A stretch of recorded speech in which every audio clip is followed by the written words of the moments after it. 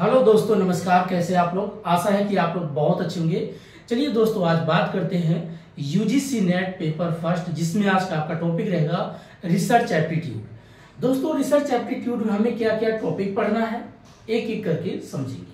पहले इसके basic concept समझेंगे कि रिसर्च क्या है, फिर उसके बाद पढ़ेंगे टाइप्स ऑफ रिसर्च क्या है, फिर उसके बाद पढ़ेंगे कैरेक्टर ऑफ रिसर्च क्या है, फिर उसके बाद पढ़ेंगे मेथड्स ऑफ रिसर्च क्या है, फिर उसके बाद हम पढ़ेंगे पॉजिटिविज्म क्या है एंड पॉजिटिविस्टिक क्या है, उसके बाद स्टेप ऑफ रिसर्च क्या है, उसके बाद आपका आता है एथिक्स ऑफ रिसर्च क्या है, और फिर उसे पूछ लेता है आईसीटी सपोर्ट मटेरियल रिसर्च में कितना इसका योगदान है।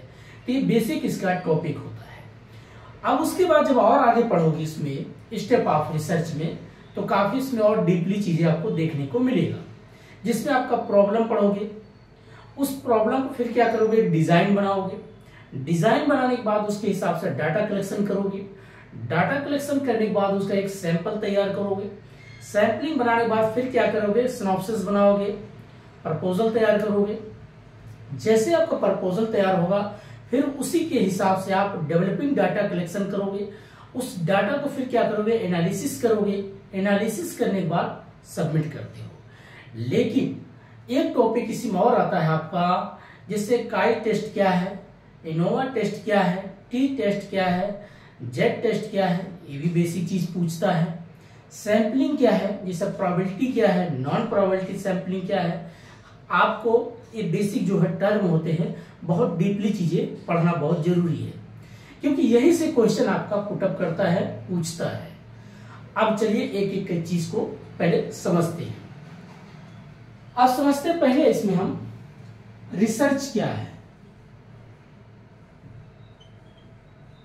अगर पूछा जाए रिसर्च क्या है, रिसर्च मीन्स होता है किसी भी नई चीज की खोज करना। अब इसमें दिया हुआ है RE मतलब पुनः, और सर्च मतलब खोज, इसके शब्दों में ही छुपा हुआ है। जब आप किसी चीज का पुनः खोज करते हैं, अब पुनः खोज करने का मतलब, जैसे आप मान लीजिए कॉमर्स फील्ड से हो, या आप मान लीजिए आर्ट फील्ड से हो, जैसे किसी का हिस्ट्री है, तो हिस्ट्री जो जिनका सब्जेक्ट होता है उसमें आपका हिस्ट्री अगर बेसिक देखा जाए तो 5 बेसिक टर्म है। बेसिक हिस्ट्री को भी 5 भागों में इसको बांटा गया है। अभी हिस्ट्री नहीं बता रहे, बस इसके बेसिक एक आधार बताते हैं। इसको बांटा गया हिस्ट्री को अगर देखा जाए तो 5 भागों में दोस्तों। एक आपको होता वर्ल्ड हिस्ट्री, दूसरा आपको होता है, एक होता आपका एंशियंट हिस्ट्री, एक आपका होता है मेडाइवल हिस्ट्री, एक आपका होता है मॉडर्न हिस्ट्री,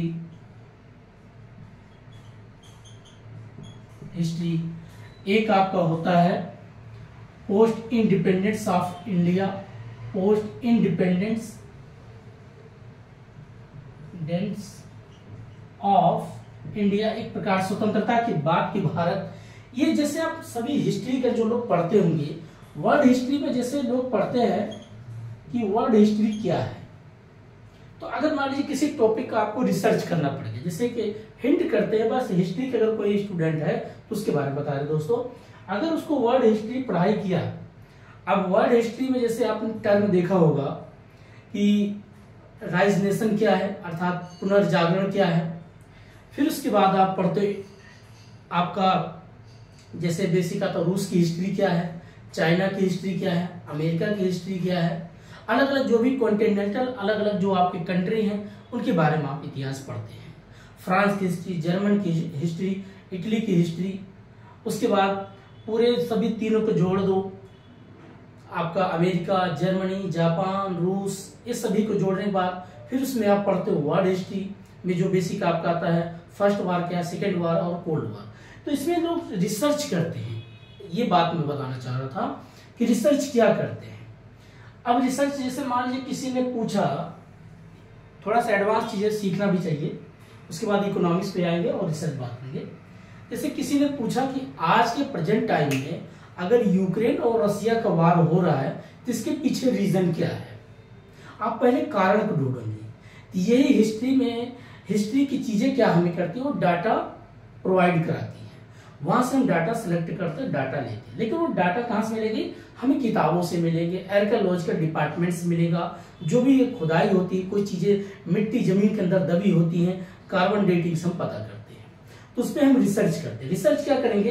पहले ढूंढेंगे प्रॉब्लम कि भाई यूक्रेन और रसिया का अगर वार चल रहा है तो इसके पीछे रीजन क्या है, क्या कारण है होने का।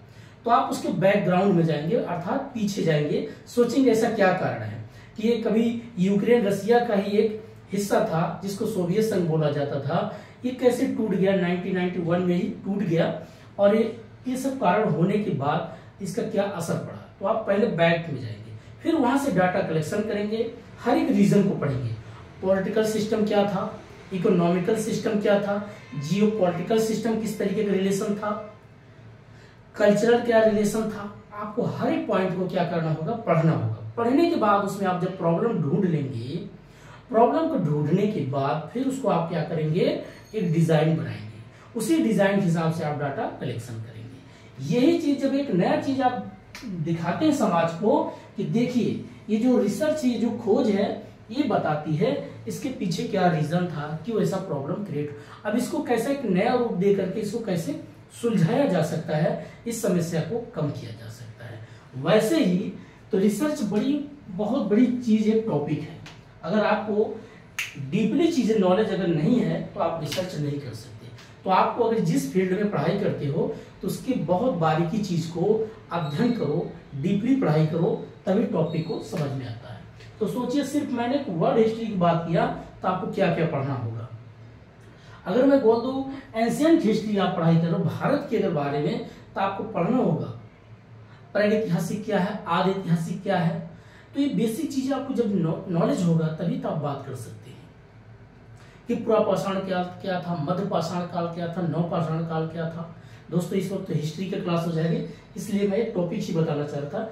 तो रिसर्च मतलब किसी नई चीज का खोज करना, नया चीज का आविष्कार करके देना, समाज को एक बेहतर बनाना, राजनीतिक तरीके से, आर्थिक तरीके से, भौगोलिक तरीके से, सांस्कृतिक तरीके से।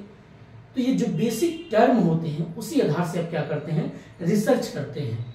अब जैसे मान लीजिए इकोनॉमिक्स से कोई विद्यार्थी है या कॉमर्स से है, अगर वो कॉमर्स में अच्छा रिसर्च करेगा तो देश की टैक्स सिस्टम को अच्छा कर सकता है, देश की जीडीपी के बारे में अच्छी जानकारी दे सकता है, रियल जीडीपी क्या होता है, नॉमिनल जीडीपी क्या होता है, जैसे बहुत से टर्म आते हैं, लोग कंफ्यूज हो जाते हैं। लेकिन जब आप डीपली अध्ययन करेंगे तो आपकी उंगलियों पे वो सारी चीजें याद रहेंगी। आप किसी को देख करके, उसके ड्रेस को देख करके आप तुरंत गेस कर लेंगे इस व्यक्ति की किस, मतलब आप पता करोगे ये किस स्तर का व्यक्ति है। स्तर मतलब लेवल। आज जैसे लोग बोलते नहीं कि आपका जैसे कैटेगरी आजकल बोलते हैं, एक क्लास वाइज कैटेगरी होती है कि आप मिडिल क्लास से हो या लोअर क्लास हो या अपर क्लास हो। तो कैसे पता चलता है? आप उसके बातों से या उसके आप रहन सहन से। तो उसमें आप क्या करते हैं कि रिसर्च करने लग जाते हैं, खोज करने लग जाते हैं। तो वही चीज है, रिसर्च बहुत अच्छी चीज है, ये नई चीज की हमें खोज देती है, नई चीज की आविष्कार होती है। ठीक है, ये आपका बेसिक। लेकिन रिसर्च अगर होना चाहिए पूरा साइंटिफिक तरीके से होना चाहिए, एकदम पूरा ये नहीं बायस इस तरीके की किसी का पक्ष लो, नहीं, निष्पक्ष होना चाहिए, साइंटिफिक तरीके से होना चाहिए, एक्यूरेसी होना चाहिए, सटीकता में होनी चाहिए। इसीलिए आप जब क्वेश्चन उठाओगे तो हर एक पॉइंट को बहुत डीपली पूछता है।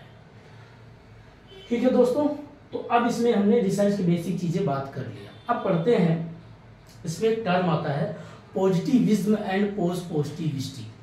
पॉजिटिविज्म क्या होता है और पोस्ट पॉजिटिविस्टिक क्या होता है, इसके बारे में समझते हैं। अब जैसे आप मान लीजिए जब रिसर्च करेंगे, या तो एक साइंटिफिक तरीका होता है, दूसरा बोला गया साइंटिफिक तरीका अच्छी बात है, वैज्ञानिक सोच होना कोई गलत बात नहीं है, बहुत अच्छी बात है। बट उसके साथ साथ जो आपका ये पॉजिटिविज्म एंड पोस्ट पॉजिटिविस्टिक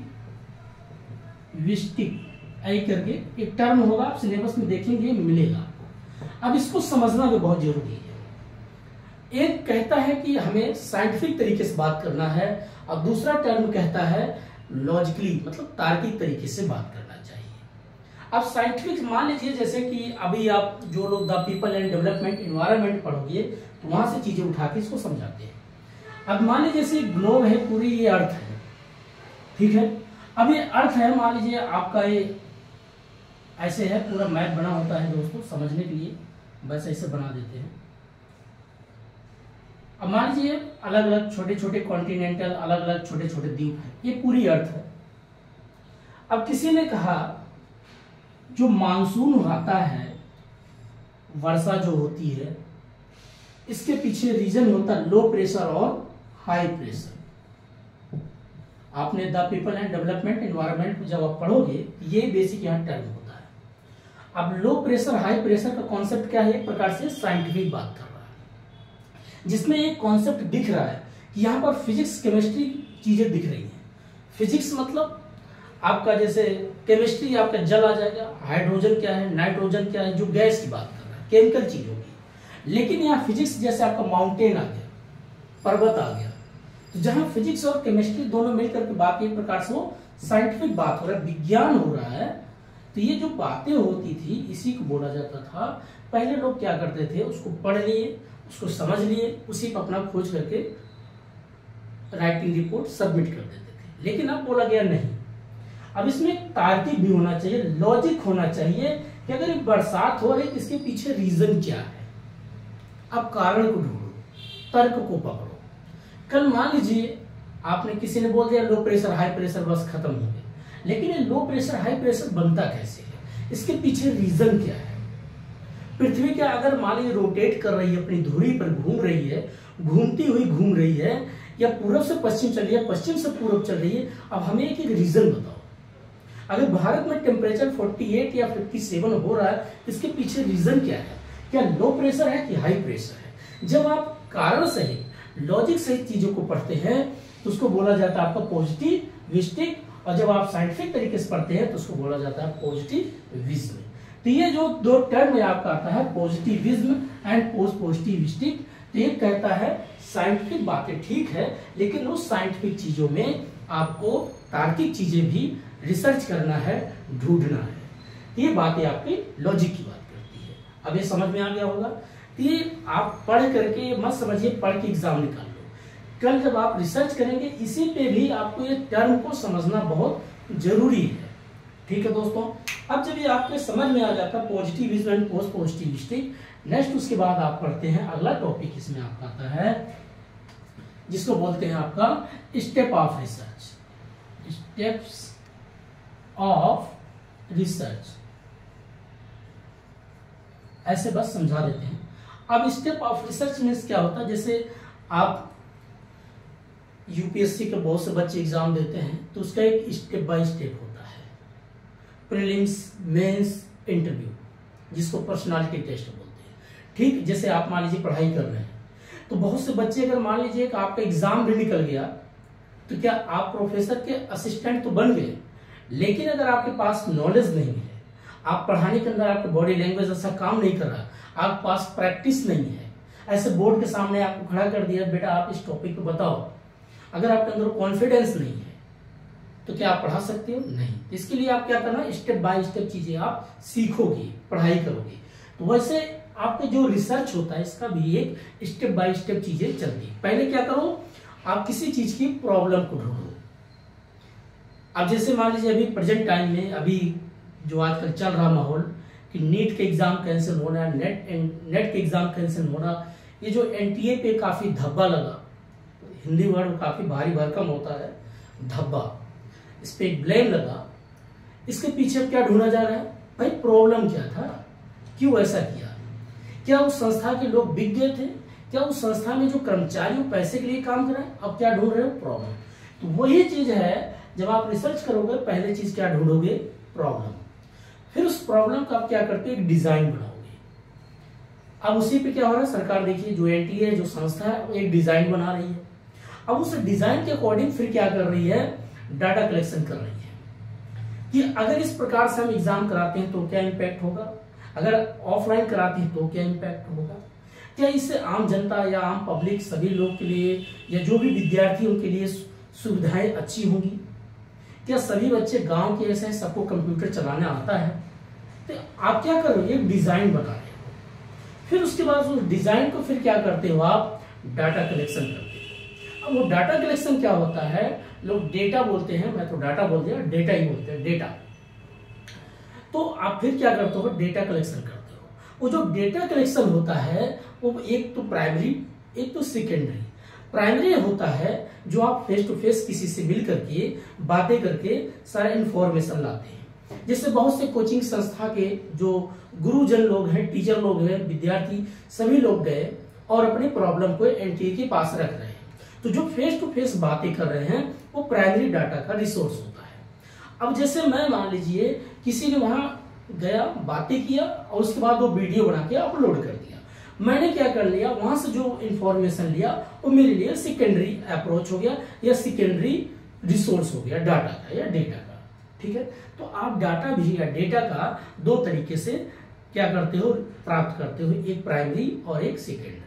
जब आपके पास डेटा हो जाता है, उन्हीं डेटा को फिर क्या करते हो, सैंपलिंग करते, एक सैंपल बनाते हो। सैंपल आप समझिए, जैसे कोई व्यक्ति जब बीमार होता है, कोई भारी भरकम बीमारी से बीमार है, डायबिटीज है, कैंसर है, अल्सर है ना, आजकल तो बहुत कुछ लॉट्स ऑफ डिजीज, बहुत कुछ बीमारियां हैं।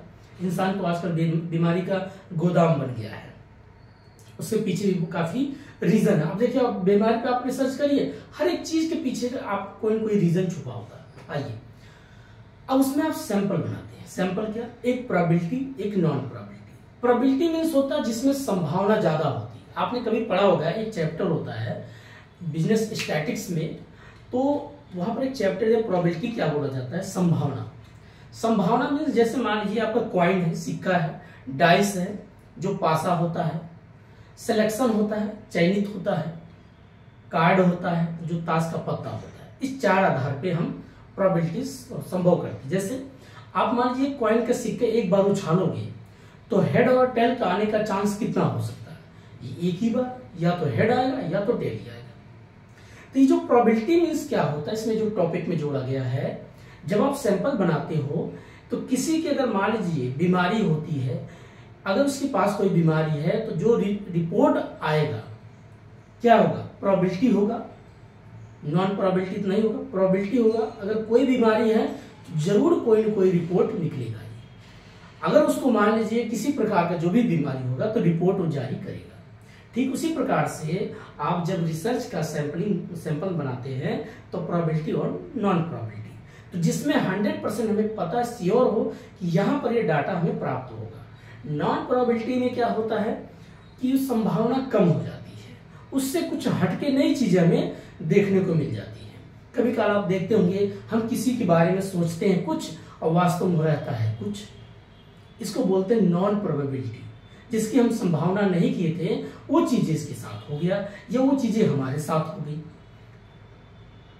जैसे सभी लोगों ने एग्जाम दे के आया, लोग सोचे थे कि जो नेट के एग्जाम कैंसिल नहीं होगा, लेकिन एग्जाम नहीं सोचे थे, लेकिन एग्जाम कैंसिल हो गया। तो क्या है, नॉन प्रोबेबिलिटी है। तो जो चीज आप संभावना करते हो वो नहीं होता, बल्कि दूसरा कुछ हो जाता है, उसको बोलते हैं नॉन प्रोबेबिलिटी। इस प्रकार से क्या करना, हर एक डाटा को, हर एक डेटा को आपको आइडेंटिफाई करना है, एनालिसिस करना है, इंटरप्रिटेशन करना है, निर्वचन करना है एक एक चीज को। आइए अगली पॉइंट, जब आप सैंपल बना लेते हैं, प्रोबेबिलिटी, नॉन प्रोबेबिलिटी, फिर उन्हीं चीज को आप बनाते हो, एक सिनॉप्सिस बनाते हो। अपने एक सिनॉप्सिस बनाओगे, प्रोस्पेक्टस, एक डॉक्यूमेंट, बेसिक चीज आप बनाओगे। आप उसमें एक अपना थीसिस लिखोगे जब रिसर्च करोगे, आपका क्या क्या टॉपिक है। अब जैसे बहुत से बच्चों के नहीं पता थीसिस कैसे लिखा जाएगा, क्या हमें टर्म होना चाहिए, बोलते हैं कि मुझे रिसर्च करना है, लेकिन आपको रिसर्च किस चीज पे करना है। आपका सब्जेक्ट अगर आपका हिंदी है तो हिंदी में आप क्या रिसर्च करोगे, छायावादी कवि कौन है, साहित्यवादी कवि कौन है, तो आपको उनके विचारों को पहले पढ़ना होगा। खड़ी बोली की उत्पत्ति कैसी हुई, या आप ग्रामर बेस पे आप आधार पे आप चेक करना चाहे, रिसर्च करना चाहते हैं, अनुप्रास है कि यमक है, उत्प्रेक्षा है, श्लेष है, तो आपको क्या करना होगा, ग्रामर को भी चेक करना होगा। संस्कृति कुछ टर्म आएंगे उसमें आपका, तो वही क्या होती है, आपकी सिनॉप्सिस होती है, थीसिस आप लिखना पड़ेगा। हिस्ट्री का है तो जैसे मैंने हिस्ट्री की बात किया, जियोग्राफी का अगर विद्यार्थी है, भूगोल का अगर है, तो उस पर किस चीज पे रिसर्च करेगा, क्लाइमेट पे करेगा या टेक्टोनिक क्रिया पे करेगा, किस पे करेगा, तो उसका अपना एक थीसिस होना चाहिए। उस पे आप बेसिक चीजें रिसर्च करना, पहले प्रॉब्लम को ढूंढना पड़ेगा, ठीक है।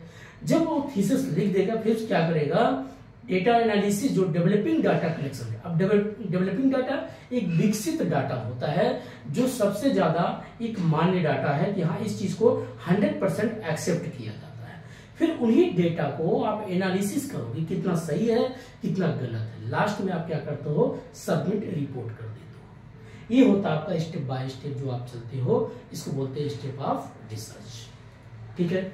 नेक्स्ट टॉपिक, फिर उसके बाद अगला इसमें पढ़ते हो मेथड्स ऑफ रिसर्च। तो इसमें 8 पॉइंट होता है जो आप चलता है स्टेप बाय स्टेप। 8 पॉइंट, पहला प्रॉब्लम, फिर डिजाइन, फिर डाटा कलेक्शन, फिर उसके बाद सैंपलिंग, फिर उसके बाद आपका सिनॉप्सिस, फिर उसके बाद आपका डेवलपिंग डाटा कलेक्शन, फिर उसके बाद आप एनालिसिस करने के बाद एनालिसिस, फिर करते हो आप राइटिंग रिपोर्ट सबमिट। इस प्रकार का आपका एक प्रोसेस होता है दोस्तों। अगला जब आप पढ़ोगे इसी में आपका आता है मेथड्स ऑफ रिसर्च। अब जो क्वेश्चन अगर पूछा जाएगा एग्जाम में तो आपको बेसिक यहाँ पर स्टेप ऑफ रिसर्च से पूछ सकता है। उसे पता है क्योंकि एग्जामिनर चाहता है कि क्या बेटा या बच्चा जो भी है जो पढ़ाई कर रहा है उस विद्यार्थी की चीजें याद है, यहां से पूछ सकता है क्वेश्चन। दूसरा methods of research. Methods of research means होता है जो विधि है, जैसे आप खाना बनाते हो या आप कपड़ा धोते हो या घर की साफ सफाई करते हो या पढ़ाई करते हो, हर एक चीज के मेथड है, हर एक चीज में मैथ है, गणित है, सब कुछ छुपा है। अगर कभी अपने लाइफ को थोड़ा बेसिक चीजें आप सोचना शुरू करो कि आज मैंने जो काम किया, जैसे आप सुबह उठते हो 6 बजे 7 बजे 8 बजे, एक प्रकार से मैथमेटिक्स तरीके से चल रहा है, विधि है, गणित भी है और मैथ मतलब मैथ मीन्स एक प्रकार से विधि भी चल रही है, गणित भी चल रही है। तो आइए मैथ की इसके बारे में बात करते हैं, जो आपकी विधि क्या होती है।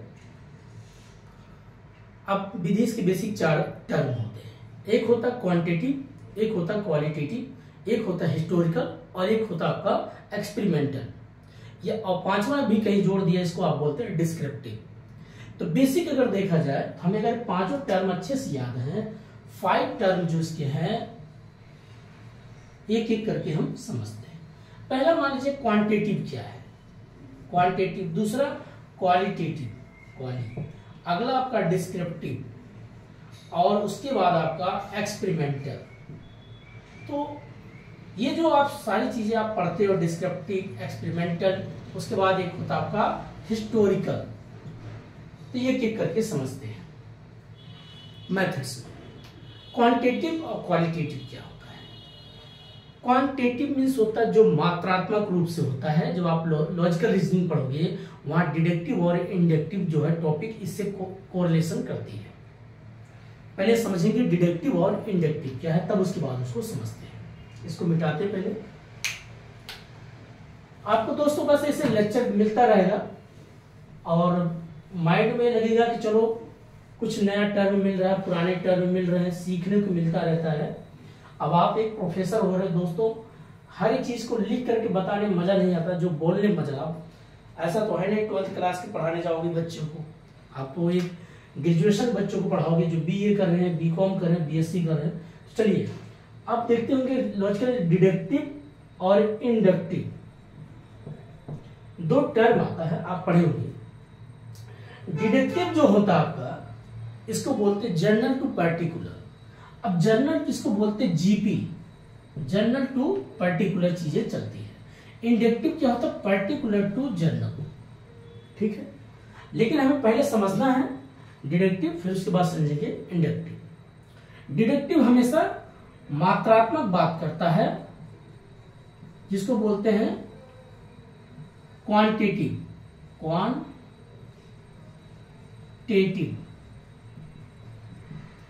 जिसमें एक मात्रात्मक बात होती है, जिसमें एक संख्या दिखती है। लेकिन हमें इस चीज को अगर समझ गए तो भी सब बेसिक चीज समझ में आ जाएगा। अब डिडक्टिव क्या, कैसे मात्रात्मक, ये समझो। 2 परमिसेस करके लिख के दे देगा, परमिसेस 1, परमिसेस 2, परमिसेस 1, परमिसेस 2। अब जैसे मान लीजिए मैं कोई चीज लिखता हूं, जनरल सी बात है, अब उसको पर्टिकुलर बनाना है। मैं जनरल सी बात क्या लिख दिया, कि ऑल बॉयज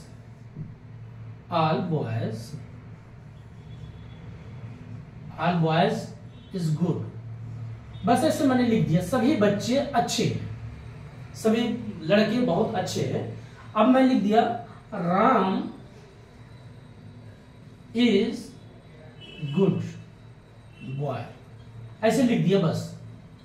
अब यहां पर क्या हो रहा है, अभी जब तक था ऑल बॉयज इज गुड, सभी बच्चों की बात किया, मतलब एक समान सी सभी लोग की बात कर रहा था। लेकिन दूसरा मैंने क्या लिख दिया, राम इज गुड बॉय, लेकिन यहां पर्टिकुलर किसी एक लड़के का नाम ले दिया। तो ये जो प्रक्रिया आपका चल रही, पहले जर्नल से किधर आ गया, जर्नल से बातें पर्टिकुलर हो गया, एक विशेष व्यक्ति का नाम यहां इंडिकेट कर दिया गया, इसी को बोलते हैं जीपी, जनरल टू पर्टिकुलर। तो ये जो प्रक्रिया आपकी होती है उसको बोलते हैं क्वांटिटेटिव। तो क्वांटिटेटिव रिसर्च मीन्स क्या होता है, जब आप समाज में बहुत सी चीजें जानते हैं, लेकिन उन्हीं समाज में कोई विशेष पर्टिकुलर चीजों को आप क्या करते हैं, एक रिसर्च के लिए काम करते हैं, उसमें खोज करना शुरू कर देते हैं। अब जैसे सबको पता ऑल बॉयज इज गुड, लेकिन एक पर्टिकुलर राम का ही नाम लिया गया, और राम व्यक्ति जो है, लड़का है, अब इसके एक पर्टिकुलर कर दिया गया, एक आइडेंटिफाई कर दिया गया। जैसे ऐसी बात समझो, एक टोकरी है, उसमें बहुत से आम का फल है, आम मतलब भरे हुए हैं, लेकिन उसी में से किसी एक आम को आपने उठाया और उसके बारे में आप आइडेंटिफाई करने लगे। एक आम को उठाया और उसको आइडेंटिफाई करने लगे कि ये लंगड़ा आम है, कि दशहरी आम है, अल्फांसो है, जो भी है, या सफेदा है। तो जो आप उसमें आइडेंटिफाई कर रहे हैं, ये क्या हो गया, पर्टिकुलर हो गया। और जब तक सभी टोकरी में भरे थे वो थी जर्नल सी बात थी, इसीलिए बात को बोला गया जीपी, मतलब जर्नल से पर्टिकुलर आना। इस प्रक्रिया को बोलते हैं क्वांटिटी, क्योंकि भी मात्रात्मक रूप में, ठीक है। अब इसी सारी प्रक्रियाओं का अगर आप पलट दो तो क्या हो जाएगा आपका इंडक्टिव। इंडक्टिव क्या हो जाएगा आपका, पर्टिकुलर सी चीजें, ये जो पर्टिकुलर से बन जाएगा जर्नल। अब यही चीज को अगर पलट दो, जो परमिसेस 1 यहाँ था, मैं ऐसे कर देता हूं ऐसे समझने के लिए, इसको परमिसेस 1, इसको परमिसेस 2 कर दो। मान लीजिए इसको मैं पलट दिया, कैसे, मैंने लिख दिया राम इज गुड बॉय, फिर उसके बाद लिख दिया all boys is good. Ram एक पहले मैंने पर्टिकुलर नाम लिया था, लेकिन अब इसको मैं किस में जोड़ दिया, सभी में कर दिया। किस में कर दिया, सभी में जोड़ दिया। ये जो प्रक्रिया आपकी हो जाती है इंडक्टिव, ये आपको होता है एक क्वांटिटेटिव, एक होता है क्वालिटेटिव। अब क्वालिटेटिव कैसे बन गया, फिर मान लीजिए मैंने अल्फांसो आम पे रिसर्च किया, अब उसी आम को, पेड़ को लगाते हैं, अब पूरे समाज में सब लोग फिर आम खाने लग जाते हैं, तो सब पे लागू हो गया। सभी में से किसी एक को लाया तो क्या हो गया, वो डिडक्टिव, और जब सभी में से किसी एक को लाया तो डिडक्टिव, और जब एक को सभी में बांट दिया तो हो गया क्या, वो इंडक्टिव। यही चीजें प्रक्रिया चलती है। इसको जब आप रिसर्च करोगे तो आगे काफी चीज आपको सीखने को मिलेगा। अगला होता है आपका डिस्क्रिप्टिव। डिस्क्रिप्टिव मीन्स होता है किसी भी चीज का खोज करके उसकी वर्णन कर देना। जैसे आप बड़े बड़े लाइब्रेरी में जाओगे, हर एक रिसर्च की अलग अलग बुक्स होती है, नोट्स होती है, आप लाते हो, पढ़ते हो। अब जिस फील्ड के आप विद्यार्थी हो, साइंस बैकग्राउंड से हो, आर्ट बैकग्राउंड से हो, कॉमर्स बैकग्राउंड से हो, जिस फील्ड के आप होंगे उसी पे आप रिसर्च करेंगे। ऐसा तो है नहीं कि कोई व्यक्ति मान लीजिए साइंस का हो जाके आर्ट का नहीं करेगा, नहीं कर सकता, क्योंकि साइंस के बारे में उसको जानकारी है, और दूसरा जो आपका आर्ट वाला है तो साइंस का नहीं कर सकता। तो डिस्क्रिप्टिव मतलब जो पहले से किसी भी चीज की खोज करके उसकी वर्णन कर दिया गया हो, बता दिया गया हो। अगला आपका होता है एक्सपेरिमेंटल। एक्सपेरिमेंटल रिसर्च क्या होता है, आप देखते होंगे जब कोई बीमारी आती है, कोई ऐसी डिजीज आती है, तो क्या किया जाता है, उसकी दवा को बनाने के लिए चूहों पे, कभी कभी एक प्रकार सबसे ज्यादा एनिमल्स पे ही रिसर्च किया जाता है, एक्सपेरिमेंट किया जाता है, बार बार प्रैक्टिस किया जाता है। जैसे आप मान लीजिए अगर आप पढ़ाना चाहेंगे तो आप एक ही दिन में तो ऐसा है नहीं सब नॉलेज आपको याद हो जाएगा, आप उसको बार बार क्या करते हैं, प्रैक्टिस करते हैं। एक बार पढ़ेंगे, याद करेंगे, फिर पढ़ेंगे, याद करेंगे, भूल भी जाएंगे, कभी स्पेलिंग गलत होगा फिर उसको सुधारेंगे। ये क्या हो रहा है, बार बार एक्सपेरिमेंट कर रहे हैं, बार बार प्रैक्टिस करना, उसको बोलते हैं एक्सपेरिमेंटल रिसर्च। उसके बाद एक होता है आपका हिस्टोरिकल रिसर्च। हिस्टोरिकल रिसर्च में जो ऐतिहासिक चीजें होती है, जैसे अभी मैंने शुरुआत में हिस्ट्री की बात किया, कोई ऐतिहासिक चीज पे रिसर्च कर रहा है कि जर्मनी के इतिहास के बारे में रिसर्च कर रहा है कि हिटलर का जन्म जब हुआ उसकी मानसिकता ऐसे क्यों हुआ कि यहूदियों को जो है एक होलोकॉस्ट भर्ती कर, मतलब उसमें उनको बंद कर दिया और ऐसे गैस छोड़ दिया, लोग उसमें मर जाते हैं। उसकी मानसिक स्थिति ऐसा क्यों था, क्यों उनसे इतना ज्यादा ईर्ष्या रखा, इस पे भी रिसर्च पॉइंट की बात है। जैसे बहुत से व्यक्ति होते हैं एक लिबरल हो जाते हैं कि छोड़ो 4 दिन की जिंदगी, क्या लड़ाई क्या झगड़ा, एक दिन सबको इस दुनिया छोड़ के जाना है। उसको समझ है कि यहाँ जब कुछ है ही नहीं परमानेंट, तो किस चीज पे इतना मोह माया फैलाना है। जिसको जाना वो चली गई, जिसको रहना वो रहेगा, किसी को जबरदस्ती थोड़ी बांध सकते हैं। ये भी एक रिसर्च पॉइंट की बात है। तो अगर आप हिस्ट्री तरीके से चीजें आप पढ़ते हो, किसी को साइकोलॉजिकल तरीके से समझेंगे, तब जर्मनी मान लीजिए हिटलर के ऊपर आप रिसर्च करोगे, उसकी मना स्थिति को आप समझ रहे हो, ऐसा क्यों इसकी सोच बन गई थी, क्या कारण था। तो आप जब पता करोगे कि फर्स्ट वार में इसको एक प्रकार से इसके साथ धोखा हुआ, इसको चोट लगा था, गिर गया, ऐसे जगह गिर गया, तो यहूदी लोगों ने शिकायत करके बोल दिए कि ब्रिटेन को कि ये व्यक्ति देखो यहाँ पर गिरा हो। तो ब्रिटेन के लोग उसको उठा के ले गए, उसको बहुत अच्छी यातनाएं दिए गए। उसको समझ में आया कि जब मैं बेहोश था मुझे बताया कौन था, तो किसी ने बोला कि यहूदी के आप घेरा या एरिया में गिर गए, उन लोगों ने शिकायत किया। इसलिए उसके मन में एक ऐसा विचार बन गया कि ये हमारे कट्टर दुश्मन है, मैं इनको छोड़ूंगा नहीं। वो व्यक्तिगत चीजें अपने ऊपर ले लिया। जब पावर में आता है, शक्ति में आता है, तो सबसे पहले वो क्या करता है, पार्लियामेंट की जो कॉन्स्टिट्यूशनल होती है उसको जलाता है, नए कानून बनाता है, नई विधि बनाता है और अपने हिसाब से सत्ता चलाना शुरू करता है।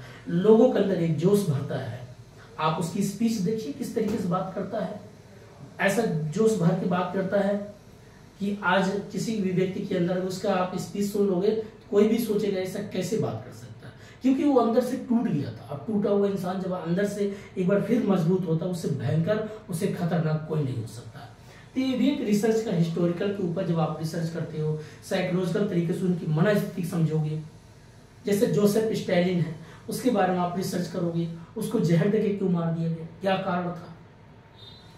मुसोल जो आपका बहुत से ऐसे नाम आते हैं दोस्तों, बहुत लोग का जब हिस्टोरिकल चीजें आप रिसर्च करते हो उसको बोलते हैं एक प्रकार से ऐतिहासिक खोज।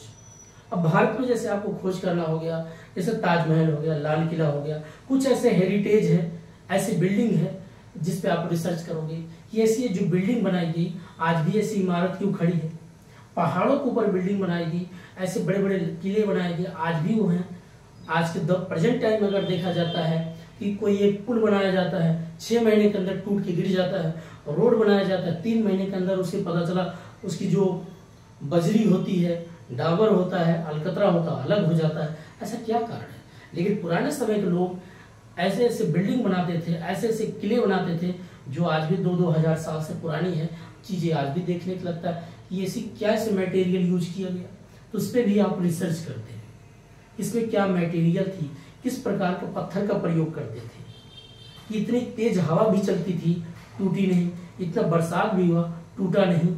लेकिन आज के प्रेजेंट टाइम में आदमी घर बनाता है 30 साल 40 साल के अंदर फिर टूट जाता है। तो ये जो आप पढ़ते हैं बेसिक चीजें डीपली जो पढ़ते हैं, इसको क्या बोलते हैं, रिसर्च का टॉपिक की बात होती है।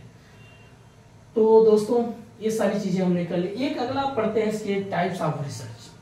टाइप्स ऑफ रिसर्च जैसे आपका डिपेंडेंस क्या है, इंडिपेंडेंस क्या है, कैरेक्टर्स क्या है, कंसिस्टेंसी क्या है, एक्रूअल क्या है, एफिशिएंसी क्या है, ये सारी चीजें आपकी रिसर्च की बात करता है। टाइप्स मतलब प्रकार होती है।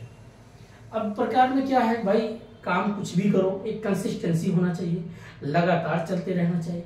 एफिशिएंसी अपना पूरा उसमें एफिशिएंस लगाओ, एक इकोनॉमिकली तरीके से होना चाहिए, ज्यादा पैसे मत लगाओ, पता चला रिसर्च कर रहे हो पैसे ज्यादा लगाते जा रहे हो।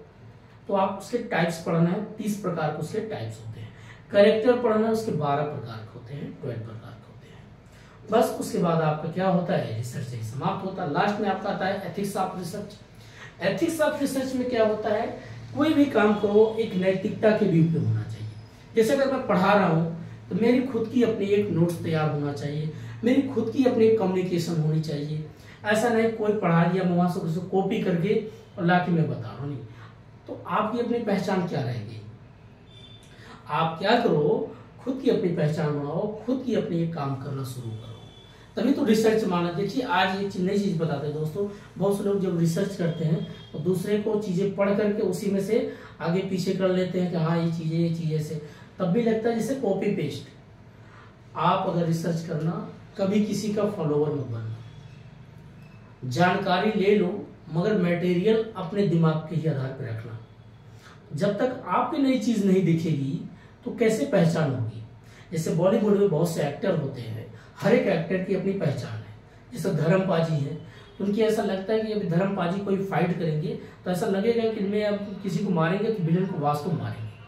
राजकुमार साहब जब वो डायलॉग डिलीवरी करते, ऐसा लगता है अब किसी न किसी पे कटाक्ष करेंगे। ये उनकी अपनी क्या है, आइडेंटिटी, एक उनकी पहचान है।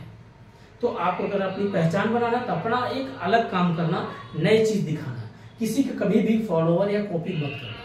ये जो करते हैं उनकी रिसर्च हमेशा क्या होती है, रिजेक्ट होती है।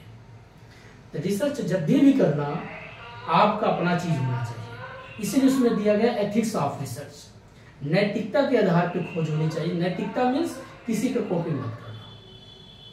अगर ये सब करोगे तो आपकी क्या पहचान रहेगी। कोई फार्मूला बना दिया, मान लीजिए कोई केमिस्ट्री का फार्मूला बना दिया, अब मैं उस फार्मूला को पढ़ के मैं भी दिखा दिया, आप नीचे अपना नाम डाल दिया, तो पूछेंगे भाई आपने कुछ नया चीज तो किया नहीं है, आप तो पुरानी चीज लाके आप भी दिखा रहे हैं। तो आपका क्या होगा, फाइल रिजेक्ट हो जाएगा। इसीलिए लोग 3 साल 4 साल 5 साल लगाए रहते हैं। तो रिसर्च अगर आपको ढंग से करना है तो आप 2 साल के अंदर कर सकते हो। तो आपको क्या करना होगा, प्रॉब्लम पहले अच्छे तरीके से आइडेंटिफाई करो, उसी हिसाब से एक एक चीज कलेक्ट करते चले जाओ। ये होता है आपका एथिक्स ऑफ रिसर्च। उसके बाद अपना अलग टॉपिक आता है इसमें, आईसीटी सपोर्ट मटेरियल क्या करता है रिसर्च में। प्रेजेंट टाइम में अगर देखा जाए दोस्तों, आज के दौर में आपका जो आईसीटी है रिसर्च में बहुत ज्यादा योगदान देता है। जैसे एक समय था कोई बुक्स आप खरीदने जाते 700-800 रुपए का पड़ता था। आज इंटरनेट का जमाना है, सरकारी गवर्नमेंट इतनी साइटें हैं, वहां से जाकर के चीजें आप पढ़ सकते हो। क्वेश्चन इतने हैं, वहां से आप प्रैक्टिस कर सकते हो। इंफॉर्मेशन है 2 मिनट में आपके पास मिल जाती है। पहले क्या होता था, कोई फॉर्म भरने के लिए आपको रोजगार एक न्यूज़पेपर होता था, उसमें अगर खबर आती तो आप फॉर्म भरते थे, फोटो लगाते थे, पूरे डॉक्यूमेंट्स लगाते थे, हाई स्कूल इंटर ग्रेजुएशन सब कुछ लगाने के बाद आधार कार्ड फालतू चीज आप लगाओगे तो ले जा करके आप क्या, या साधारण स्पीड पोस्ट करोगे, या तो आप जो है स्पीड पोस्ट करोगे या साधारण करोगे। इस तरीके से आप क्या करते थे, अप्लाई करते थे फॉर्म को। आज देखिए गवर्नमेंट की 1 सेकेंड में अगर नई पॉलिसी बनती है तुरंत इंटरनेट पे अपलोड होती है, आपको इन्फॉर्मेशन मिल जाता है। इसलिए आईसीटी का सबसे ज्यादा आजकल क्या है, योगदान है।